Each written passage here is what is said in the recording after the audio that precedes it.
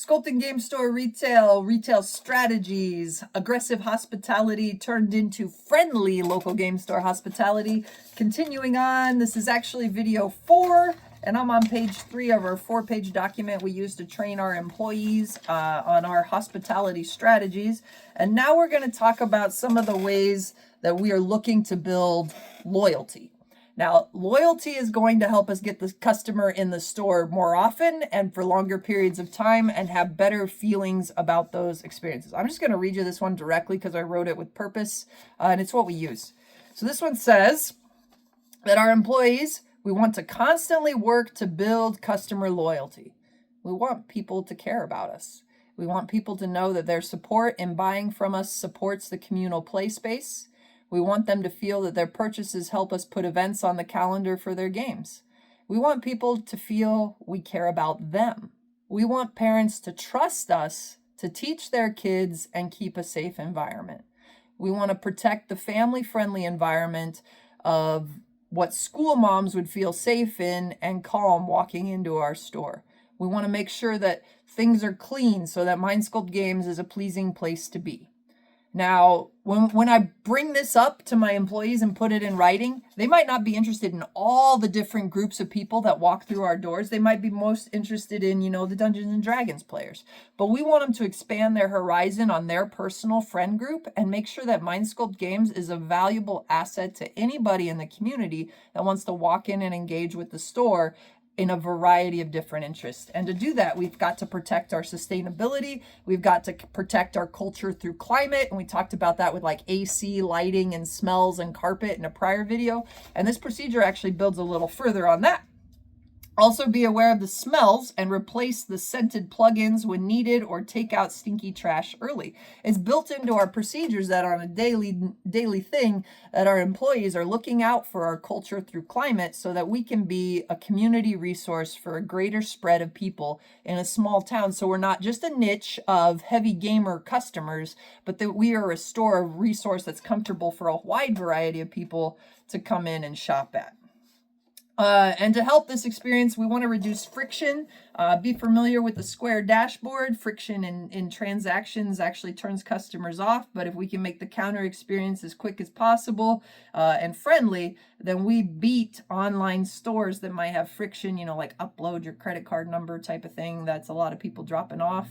We want our employees to be willing to add buttons to the dashboard that make a counter experience quicker.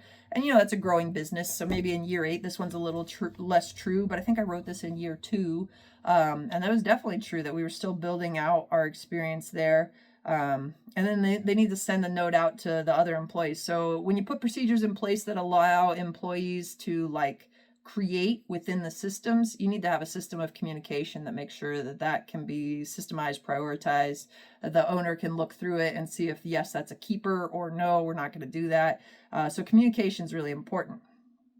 We always offer a customer a bag for their items. Our bags say thank you. They're pretty simple, but that's an important thing to have, and we didn't always have it. Year 1, we didn't offer a bag to everybody. It took us a long time before we weren't reusing Dylan's bags and that we were buying new bags to make that customer experience better.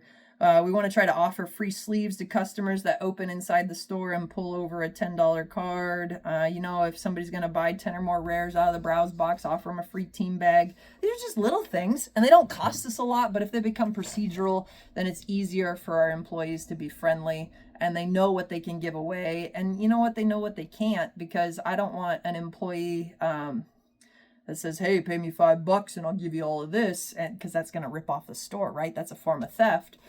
Can be. So we want to make sure we have some way for them to offer that type of thing that's in writing that they can be comfortable with. And I also want our employees, if they're comfortable with this and they have, the writing skills to represent the company well, and if there's no one in the store and all your tasks are done, and that's pretty rare around here, find 3 similar products, snap a picture, make a post, put it on the Facebook.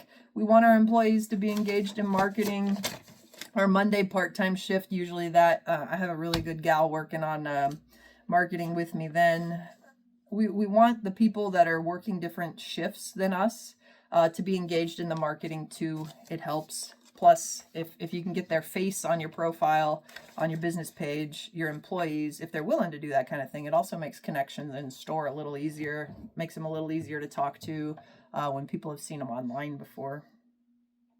So if anyone in the store ever says, I'm just looking, acknowledge that, right? That's great. We have lots to look at. Our new arrivals are over here, and then let them keep browsing. You've got to realize that aggressive hospitality will actually be wrong in a lot of cases when you're in a nerd store and you've got some introverts, or you've got some people that are really like happy to be in a place that's about their hobby. They don't want to talk to people about things that aren't in their hobby. Like, don't distract them, right? Let them shop. We need to respect that too. So I'm just looking is a fine answer, and that means back off. And as a small game store, we really want to believe price doesn't make something a good value, people do. And that's built into our gaming tables, that's built into our Facebook groups, that's built into our connections. And we seek to build human relationships between you and the customers who like similar products to that customer. Because, you know, there might always be like some Amazon or Wish or some Chinese site that'll give you some cheaper version of a board game that, you know, might be illegal or illicit or black market. But it might actually be a better experience to buy that in store with a friendly staffer, with good advice, with connections. Price doesn't make good value, people do. If you can get your employees to believe that and then act like that and be part of the value of the store, you're really winning on that. We tell our employees when sales are slow, look to what you can control and disregard what you can't. Can you improve your attitude and energy you bring to customer service experience? So we have like the self-check, right? Can we improve a system that makes the checkout time quicker? Can we be more diligent on cleaning to make the store feel more comfortable? What motivates you? How can you engage in that? We want to build a community-centered game store. It helps families have relationships, building educational experiences, and enables game communities support for various games in the store. It's a pretty ambitious goal, and really sometimes it's going to start with, like, as an employee, if nobody's walked in for an hour, and sometimes that happens, you know, 2 o'clock, not always a lot of people. Can we stay motivated, and can we look at how to improve things in the downtime? Can we treat downtime not as a negative, but as an option for growth? If you can do that, your store's on a good pathway.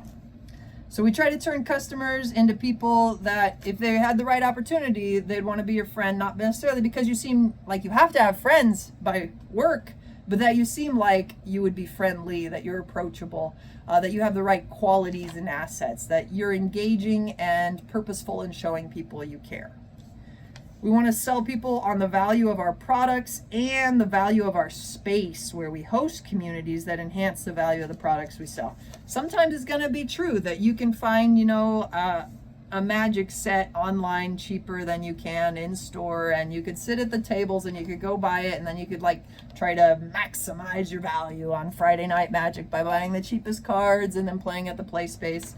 And we don't want to like villainize that person or that attitude, but we don't want to encourage it. We ask people to support the play space with their purchases when they can. And you know, it's an important part of the ecosystem of paying rent where people can have game tables. And it is part of a sustainable business, is that your employees believe that's an important part of the culture, and that maybe a couple of your customers do because it rubs off. One of the most important things we want to do is always be honest with our customers. To help that out, when we buy by formula, so it's mathematical. There's no like, I think I can get them here, or my commission will be higher if I can get them to accept this amount. We don't do any of that. We do a mathematical formula that's predictable and the same between each employee, and that helps us be honest. But inside of honesty, there's also a few don'ts. A couple things we make sure we don't want them to talk about. A customer doesn't need to know a lot about our business behind the scenes. Darcy's gonna make these videos anyway, right? But there are certain things that even in these videos or in this book that I'm not gonna tell people because it puts us at risk. And that's just the way it's gonna be. Employees need to understand that too. We're not going to reveal our order numbers, our costs, our doubts or fears, or anything else that isn't necessarily like consumer level safety. There's things about what you could see as an employee that you're not going to make customer fodder for conversation. We're not going to gossip about our own business, and we're not going to reveal business secrets that, are better not in the customer's hands. We want to be honest. We want to engage in conversations, but there are things we protect, things we don't allow people to take pictures of our back room or anything like that. Like, it's just, there's some important things. We've been robbed. We've been burglarized by a guy that found us on, the play locator for Magic the Gathering, and then mapped out our store and hit us with a hammer. And like, he's a convicted felon, and it was a stupid idea, but it was an accessible idea, whether it was stupid or not. And we want to be positive in the ways that, we're not predicting doom and gloom for our product, like saying Pokemon's so overpriced right now, there's an automatic bubble coming. And you know what, going into Christmas, there's no bubble. But we don't want to talk negatively about the products. We don't want to talk positively about counterfeits or cheaper alternatives that aren't licensed. We want to protect the store, and sometimes that means protecting our brands, and sometimes that means protecting the business secrets that give us a competitive advantage or that allow us to interact as a retail store. And when you're talking to customers, not only do you want to be honest, and not only are there some things you don't want to say, but I don't know, but I'll find out, or I'm not sure about that one. Those are great answers. Those are perfectly acceptable. You can do that. So kind of the essence of this page is that great retail salespeople treat each customer as an opportunity to learn what works and what doesn't. And a great salesperson, a great game advisor, a great employee, they're always going to look for ways to improve. So I have a 4-page document, right? And it's a living document. It's in the Google Drive. It can be edited.